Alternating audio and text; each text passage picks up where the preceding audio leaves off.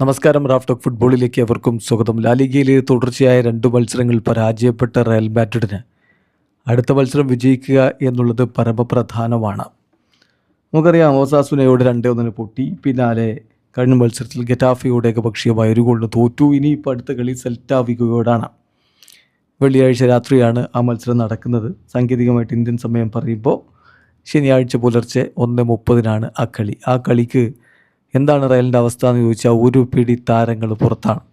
Mbappe പരിക്കേറ്റ് പുറത്താണ്, Rodrigo പരിക്കേറ്റ് പുറത്താണ്, മസ്റ്റൻഡൂനോക്ക് സസ്പെൻഷനാണ്, ബെല്ലിംഗാം പരിക്കേറ്റ് പുറത്താണ്, കരേറസും ഹ്യൂസനും മിലിറ്റാവോയും അസെൻസിയോയും കമവിംഗയും ഒക്കെ പുറത്താണ്. ഇത് കമവിംഗയുടെ കാര്യത്തിൽ ക്വസ്റ്റ്യൻ മാർക്കാണ്. അദ്ദേഹം ഇറങ്ങുമോ ഇല്ലയോ എന്ന കാര്യത്തിൽ ഇനിയും ഫൈനൽ ഡിക്ലറേഷൻ വരേണ്ടതുണ്ട്. അലാബയുടെ കാര്യവും അങ്ങനെ തന്നെയാണ്. സോ ഒരു പിടി താരങ്ങൾ പുറത്ത് നിൽക്കുന്ന ഒരവസ്ഥ. മിലിറ്റാവോയ്ക്ക് നേരത്തെ തന്നെ പുറത്താണ്.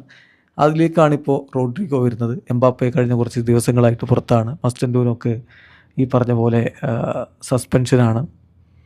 എന്തു ചെയ്യാൻ പറ്റും റയലിൻ്റെ ബാക്കി ടീം നിരക്ക് എന്നുള്ളതാണ് ഇനി അറിയേണ്ടത്. കോച്ച് ആൽവാരോ ആർബിലോവയുടെ കാര്യത്തിൽ എന്ത് തീരുമാനം റയലിൻ്റെ തലപ്പത്തുള്ളവരെടുക്കുമെന്നുള്ളതും അറിയേണ്ട കാര്യമാണ്. കാരണം കഴിഞ്ഞ 12 കളികൾ അദ്ദേഹം ടീമിൻ്റെ കോച്ചായി വന്നിട്ട് 12 കളികളിൽ ടീമിനെ പരിശീലിപ്പിച്ചിറക്കിയിട്ട് 4 കളികളിൽ ടീം തോറ്റിട്ടുണ്ട് എന്നുള്ളതാണ് ഇതിലേറ്റവും നിരാശാജനകമായിട്ടുള്ള കാര്യം. 3-1 മത്സരങ്ങളും അദ്ദേഹത്തിൻ്റെ കീഴിൽ ടീം തോറ്റിരിക്കുന്നു.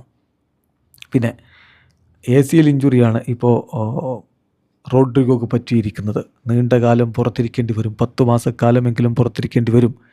റയലിൽ ഈ ACL ഇഞ്ചുറികൾ തുടർക്കഥയാവുന്നതും ഒരു നിരാശ ഉണ്ടാക്കുന്നതാണ്. 2019 അസെൻസിയോ, 2023 കോർട്ടുവ, മിലിറ്റാവോ, അലാബ, 2024 വീണ്ടും മിലിറ്റാവോ, കർവാഹൽ, ഇപ്പോൾ 2026 റോഡ്രിഗോ. സോ ACL ഇഞ്ചുറീസ് ഇങ്ങനെ തുടർക്കഥയാവുന്നതും ഒരു ചോദ്യചിഹ്നമായിട്ട് മാറുന്നുണ്ട്. റയൽ ഈ പ്രശ്നങ്ങളെ എങ്ങനെ തരണം ചെയ്യും എന്നുള്ളതാണ് ഇനി കണ്ടറിയേണ്ടത്. ലാലിഗയിൽ ഓൾറെഡി 4 പോയിൻ്റ് പുറകിലാണ് എന്ന കാര്യം ഓർക്കുക. ഇനിയിപ്പോൾ സെൽറ്റ വിഗോക്കെതിരെയുള്ള കളി കഴിഞ്ഞാൽ പിന്നെ മാഞ്ചസ്റ്റർ സിറ്റിക്കെതിരെയുള്ള UEFA ചാമ്പ്യൻസ് ലീഗിൻ്റെ പ്രീ ക്വാർട്ടർ ആദ്യപാദ മത്സരമാണ്. എന്തായാലും റോഡ്രിഗോ ഇല്ല. പിന്നെ എംബാപ്പെ മടങ്ങി വരുമോ എന്നുറപ്പുമില്ല. വീഡിയോ അവസാനിക്കുന്ന ഫുട്ബോൾ ലോകത്തെ കൂടുതൽ വിശേഷങ്ങളുമായി റാഫ് ടോക്സ് എത്താം.